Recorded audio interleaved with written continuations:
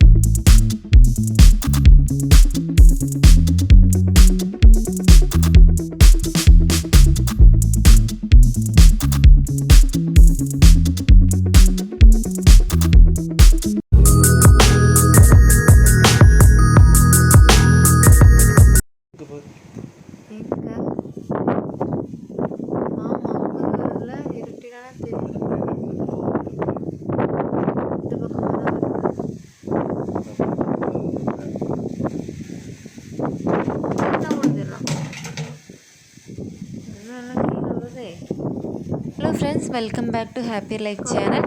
இன்றைக்கி நம்ம வந்து கொஞ்சம் டிஃப்ரெண்ட்டாக ஒரு விளாக் பார்க்கலாம். அதாவது இங்கே ஒமானில் வந்து புயல் வந்தது எல்லாமே தெரியும் எல்லாருக்கும். ஸோ அது புயல் வந்தது, அதுக்கப்புறம் என்னென்னலாம் நடந்துச்சு அது எல்லாமே நம்ம கண்டினியூஷனை பார்க்கலாம். இங்கே வந்து புயல் காற்று வந்து காலையில், அதாவது அதிகாலை 2:30க்கே ஸ்டார்ட் ஆகிடுச்சு. இப்போ நீங்கள் கேட்டுட்ருக்க சவுண்டு எல்லாமே அந்த காற்றோட சவுண்டு தான். அப்புறம் கொஞ்சம் கொஞ்சமாக மழையெல்லாம் பெஞ்சிட்ருக்குது.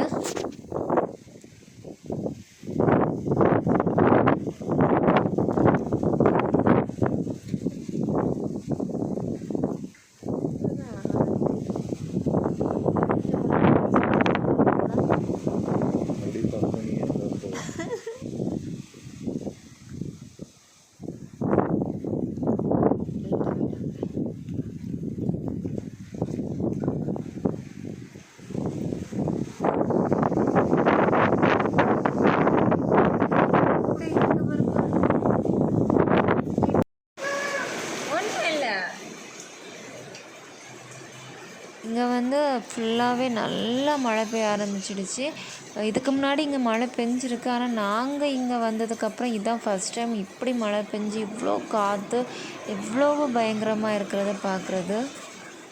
இங்கே வந்து எங்களுக்கு ஃப்யூஸ் வந்து எரிஞ்சு போயிடுச்சு. கரண்டும் இல்லை. ஆனால் ஒரு நாள் ஃபஸ்ட் டே வந்து நாங்கள் வீட்டிலே அட்ஜஸ்ட் பண்ணிட்டோம். கேண்டில் இதெல்லாமே ஏற்றி வச்சுட்டு, அப்புறம் அடுத்த நாள்லாம் இருக்கவே முடியலை. அதனால என் ஹஸ்பண்டோட அரபி அவங்களுடைய அக்கமடேஷனில் வந்து எங்களுக்கு ஸ்டே பண்ணுறதுக்கு எங்களுக்கு அலோவ் பண்ணியிருந்தாங்க. இப்போ நீங்கள் பார்த்துக்கிட்டு இருக்கிறது வந்து புயல் வந்து அடுத்த நாள். ஆனால் இந்த இடத்துல வந்து எல்லாம் மண்ணெல்லாம் சேராக இருக்குது. ஆனால் நிறைய தண்ணி கட்டுப்பட்டது எல்லாமே சரியாயிடுச்சு. ஆனால் மற்ற அல்கோய் இந்த சைட்லலாம் ரொம்ப தண்ணி, ரோடு எல்லாமே ரொம்ப தண்ணியாக இருந்துச்சு. அது வீடியோலாம் நீங்கள் பார்த்துருப்பீங்க. இது வந்து எங்கள் வீடு பக்கத்தில் உள்ள தோட்டம். நாங்கள் வந்து 5 நாள் கழித்து தான் இங்கே வந்தோம். எங்களுக்கு வந்து வீட்டில் எந்த பிரச்சனையும் இல்லை. கரண்டு மட்டும் இல்லாமல் இருந்தனால நாங்கள் வந்து வெளில போயிருந்தோம்.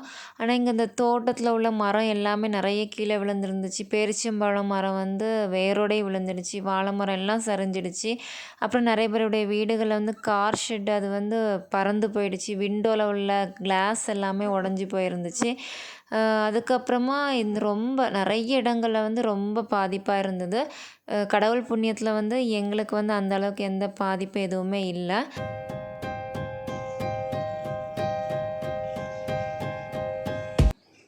வந்து புயல் வந்த அன்னையிலேருந்து கிட்டத்தட்ட ஒரு 5 நாள் எங்களுக்கு வந்து கரண்ட் இல்லை. ஏன்னா இங்கே உள்ள ஃப்யூஸ் வந்து எரிஞ்சு போயிடுச்சு. நாங்கள் கம்ப்ளைண்ட் பண்ணியிருந்தோம்.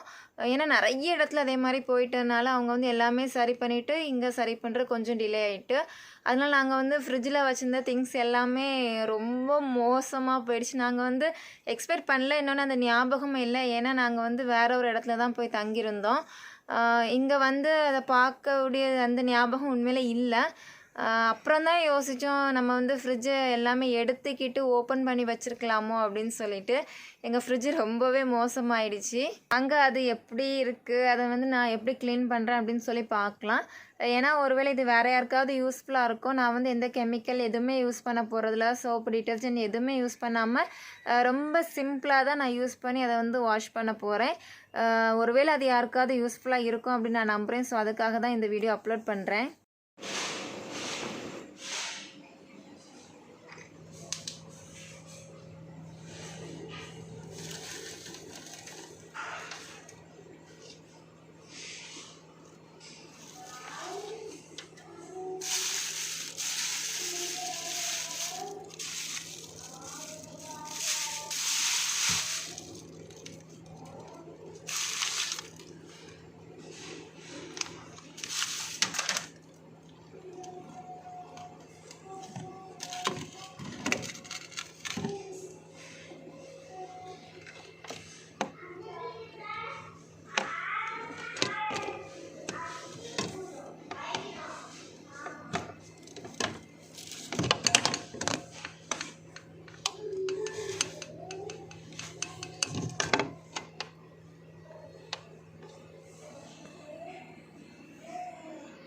நிஜமாவே ஃப்ரிட்ஜை பார்த்ததும் செம்ம ஷாக். ஏன்னா இப்படி உள்ள வந்து கரண்ட் இல்லாமல் வச்சு இந்த மாதிரி ஆகுமான்னு சொல்லி நான் நிஜமாக பார்த்ததே இல்லை. இதுதான் ஃபஸ்ட் டைம் பார்க்குறேன். எங்களுக்கு வந்து ஃப்ரிட்ஜ் இருந்த வால் பக்கத்தில் வந்து ரொம்ப தண்ணியெல்லாம் ஒழுகி நல்லா லீக் ஆகி ரொம்ப இதாக இருந்துச்சு. ஸோ அந்த தண்ணி வந்து ஃப்ரிட்ஜுக்குள்ளே வந்துச்சா எதுன்னு எங்களுக்கு தெரியலை. ஏன்னா ஃப்ரிட்ஜு வந்து அதுக்கு முன்னாடி வரைக்கும் ரொம்ப நல்லா இருந்தது. அந்த ஒரு 5 டேஸ் தான் நாங்கள் வந்து யூஸ் பண்ணலை, வந்து பார்க்கவே இல்லை. அதுக்கப்புறமா தான் இப்படி இருக்குது. இது வந்து அதுக்கு முந்தின நாள் வாங்கின வெஜிடபிள்ஸ் எல்லாமே நான் கொண்டு போயிட்டேன். இந்த முருங்கைக்கீரை வந்து நான் கல் உப்பை வந்து சுத்தப்படுத்தணும் அப்படிங்கிறதுக்காக நான் வாங்கி வச்சது. இனி மறுபடியும் வேறு தான் எல்லாமே வாங்கணும். எக்ஸ்ட்ரா இருக்கிற ஐட்டம் எல்லாத்தையுமே எடுத்துகிட்டு நம்ம வந்து ஃப்ரிட்ஜை வந்து க்ளீன் பண்ண ஆரம்பிச்சிடலாம்.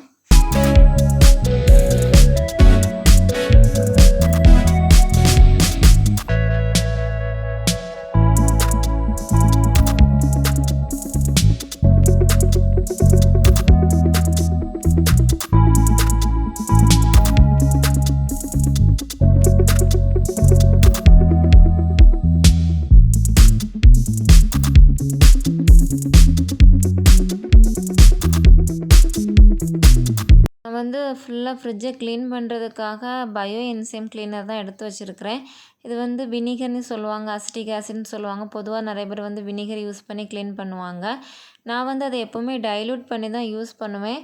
ஆனால் ஃப்ரிட்ஜ் இருக்கிற கண்டிஷனுக்கு வந்து எனக்கு டைல்யூட் பண்ணதை விட இப்படி டைரெக்டாகவே கான்சன்ட்ரேட்டடாகவே யூஸ் பண்ணிடலாம் அப்படின்னு சொல்லிட்டு நான் வந்து யூஸ் பண்ண போகிறேன். அதுக்கு முன்னாடி அதில் இருக்கிற மற்ற கொஞ்சம் அழுக்கு பிசிறு எல்லாத்தையுமே வந்து கொஞ்சம் தொடச்சி எடுத்துட்டு அதுக்கப்புறமா இதை வந்து நம்ம ஸ்ப்ரே பண்ணி எல்லாம் தொடச்சிடலாம். ஏன்னா நம்ம ஃப்ரிட்ஜ் வந்து ஃபுல்லாக தண்ணி விட்டு கழுவ முடியாது, தொடச்சி தான் எடுக்கணும். ஸோ கூடிய மட்டும் எவ்வளோ தூரம் நீட்டாக க்ளீன் பண்ணலாமோ அவ்வளோ தூரம் நம்ம க்ளீன் பண்ண ஆரம்பிச்சிடலாம்.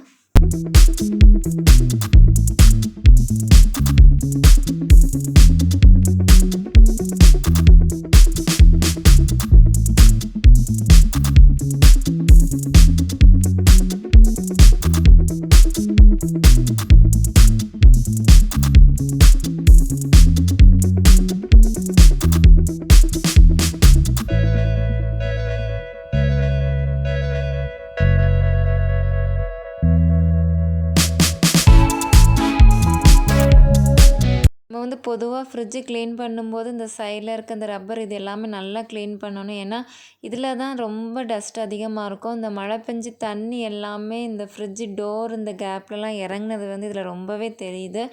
அது வந்து கலரே மாறி போயிருக்கு. ஃப்ரிட்ஜில் வந்து தண்ணி ரொம்ப விட்டு கழுவக்கூடாதுன்னு சொல்லுவாங்க.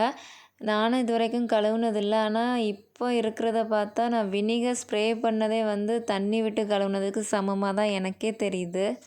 நான் வந்து ஸ்ப்ரே பண்ணதை ஃபஸ்ட்டு ஒரு டிஷ்யூ பேப்பரை வச்சு நான் தொடச்சி எடுத்துக்கிறேன். அதுக்கப்புறமா வந்து நல்ல தண்ணி விட்டு ஒரு வாட்டி தொடச்சிக்கலாம். அவ்வளோதான், வேறு எதுவுமே நம்ம பண்ண வேண்டாம். ஏன்னா நமக்கு வந்து இந்த வினிகர் பயோஎன்சைமே வந்து நமக்கு நல்ல ஒரு டிஸ்இன்ஃபெக்டண்ட்டாக நமக்கு வந்து ஒர்க் ஆகும். ஸோ அதனால் இதில் வேறு எதுவுமே போட வேண்டிய அவசியம் வராது. இன்னொன்று, நம்ம வந்து டிட்டர்ஜென்ட் எதுவுமே யூஸ் பண்ணாமல் இதை கொண்டு க்ளீன் பண்ணுறதுனால நமக்கு வந்து வேலையை ரொம்ப சுலபமாக முடியும். ஏன்னா நுரை வராது. அது மட்டும் இல்லை, இந்த பயோஎன்சைம் அதாவது வினிகர் வந்து எவ்வளோ கரை இருந்தாலும் எவ்வளோ அழுக்கு இருந்தாலும் அதை சூப்பராக க்ளீன் பண்ணிடும்.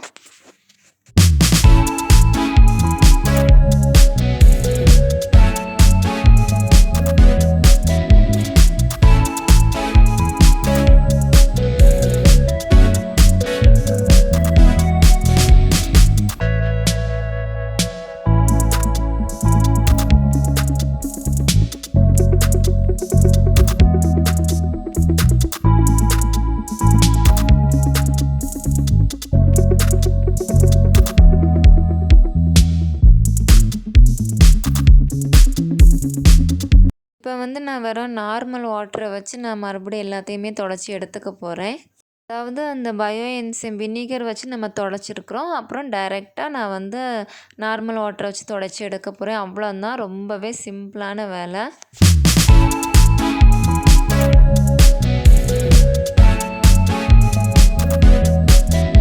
நம்ம வந்து ஒரு டவலோ இல்லைனா டிஷ்யூ பேப்பர் ஏதாவது வச்சு இந்த ஈரத்தை மட்டும் நம்ம தொடச்சி எடுத்துட்டா போதும்.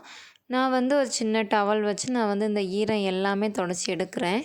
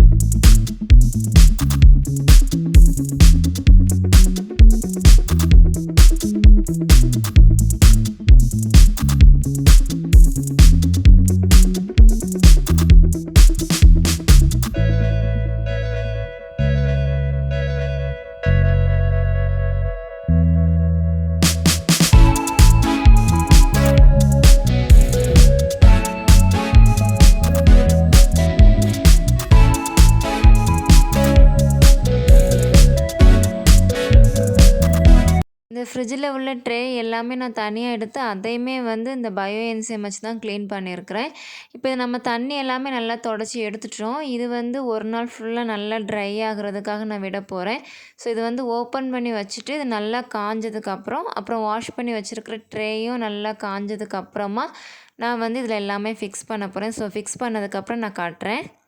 நான் வந்து அடுத்த நாள் எல்லாமே ட்ரை ஆனதுக்கப்புறமா எல்லா ட்ரே எல்லாத்தையுமே நான் வந்து அரேஞ்ச் பண்ணிட்டேன்.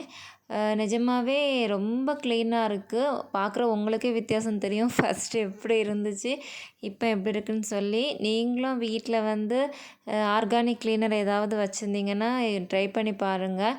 நமக்கு வந்து வேலை ரொம்ப கம்மி, அதே நேரத்தில் வந்து ரொம்ப சூப்பராக க்ளீன் ஆகிரும். புது ஃப்ரிட்ஜ் போல் ஆகிரும். இது வந்து நம்ம டீப் க்ளீனிங் பண்ணும்போது எப்படி சுத்தமாக நீட்டாக இருக்குமோ அதே போல் ஆயிடுச்சு. ஆனால் உண்மையாக சொல்லப்போனால் இதுவும் டீப் க்ளீனிங் தானே, ஏன்னா எல்லாமே எடுத்து வச்சு நம்ம பண்ணிட்டோம். உண்மையாக சொல்லப்போனால் ஃப்ரிட்ஜு வந்து இந்த கண்டிஷனில் இருக்கும் அப்படின்னு சொல்லி நான் நினச்சி கூட பார்க்கல. அதில் ரொம்ப திங்ஸ் இல்லை, ஆனால் இருந்ததும் வந்து ரொம்ப ரொம்ப ஒரு மாதிரி ஆயிடுச்சு. ஏன்னா 5 நாளாக வந்து கரண்டும் இல்லாமல் உள்ளுக்கு உள்ள நம்ம எதுவுமே ஓப்பனும் பண்ணாமல் எடுக்காமல் இருந்தனால அந்த அளவுக்கு ரொம்ப மோசமாக போச்சுது. ஆனால் அது வந்து ரொம்ப சுலபமாக நான் க்ளீன் பண்ணி எடுத்துட்டேன். ஸோ உங்களில் யாராவது நீங்கள் ஃப்ரிட்ஜெல்லாம் வந்து எப்படி க்ளீன் பண்ணுவீங்க அப்படின்னு சொல்லி நீங்களும் மறக்காமல் கமெண்ட்ஸில் சொல்லுங்கள். உங்களே நீங்கள்லாம் எப்படி ஃப்ரிட்ஜ் வந்து க்ளீன் பண்ணுறீங்க? அதாவது நீங்களாம் டிட்டர்ஜென்ட் யூஸ் பண்ணி தான் க்ளீன் பண்ணுறீங்களா, இல்லைனா நீங்களே இதே போல் வினிகர் யூஸ் பண்ணி ரொம்ப சிம்பிளாக க்ளீன் பண்ணுறீங்களா அப்படின்னு சொல்லி நீங்களும் மறக்காமல் கமெண்ட்ஸில் சொல்லுங்கள். அது மட்டும் இல்லை, ஒருவேளை கரண்டு போகிற மாதிரி இந்த மாதிரிலாம் சிச்சுவேஷன் இருந்துன்னா ஃப்ரிட்ஜ் வந்து ஒருவேளை நம்ம ஓப்பன் பண்ணி தான் வைக்கணுமா, இல்லைனா அதில் உள்ள திங்ஸ் எல்லாம் எடுத்துகிட்டு இல்லைனா அப்போவே க்ளீன் பண்ணி வைக்கணுமா, அப்படியே ஏதாவது உங்களுக்கு தெரிஞ்சுன்னா நீங்கள் சொல்லுங்கள். ஒருவேளை இதை பார்க்குற அடுத்தவங்களுக்கும் ரொம்ப யூஸ்ஃபுல்லாக இருக்கும். ஏன்னா தெரியாமல் நான் வந்து இந்த ஃப்ரிட்ஜை எப்படி விட்டதுனால ரொம்ப மோசமாயிடுச்சு. ஸோ அடுத்த யாருக்காவது வந்து இந்த மாதிரி வரக்கூடாது. ஸோ அதுக்கு இந்த இது ரொம்ப யூஸ்ஃபுல்லாக இருக்கும் அப்படின்னு நான் நம்புகிறேன். அடுத்தது ஒரு பதிவில் உங்கள் எல்லாரையும் மீட் பண்ணுறேன். டாட்டா பாய்.